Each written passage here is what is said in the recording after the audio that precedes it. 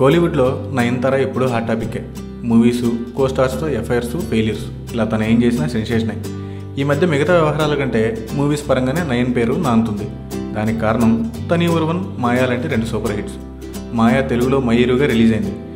ఇదే జోష్లో తన నుండి మరో మూవీ రాబోతుంది. పిజ్జా ఫేమ్ విజయ్ సేతుపతితో జతకట్టిన నానుం రౌడీధన్ ఈ నెల 21న రిలీజ్ కాబోతుంది. విఘ్నేష్ శివన్ డైరెక్షన్లో హీరో ధనుష్ ఈ మూవీని ప్రొడ్యూస్ చేస్తున్నాడు. అనిరుద్ధ్ మ్యూజిక్ ఇస్తుండగా పార్థిబన్, రాధిక కీ క్యారెక్టర్స్ చేస్తున్నారు. ఆగస్టు 28న తని ఒరువన్, సెప్టెంబర్ 17న మాయా రిలీజ్ అయ్యాయి. అవి ఇంకా థియేటర్లో ఆడుతుండగానే అక్టోబర్లో మరో మూవీ రిలీజ్ అవబోతుంది. ముచ్చటగా 3వ నెలలోనూ తన హవా కొనసాగి హ్యాట్రిక్ కొడుతుందేమో చూడాలి. పవర్ స్టార్ పవన్ కళ్యాణ్ ఈ పేరు చెబితే చాలు బాక్సాఫీస్ కలెక్షన్ల వర్షంతో తడిసి మొద్దవుతుంది. 1996 అక్టోబర్ 11న ఈవీవి సత్యనారాయణ డైరెక్షన్లో పవన్ హీరోగా నటించిన ఫస్ట్ మూవీ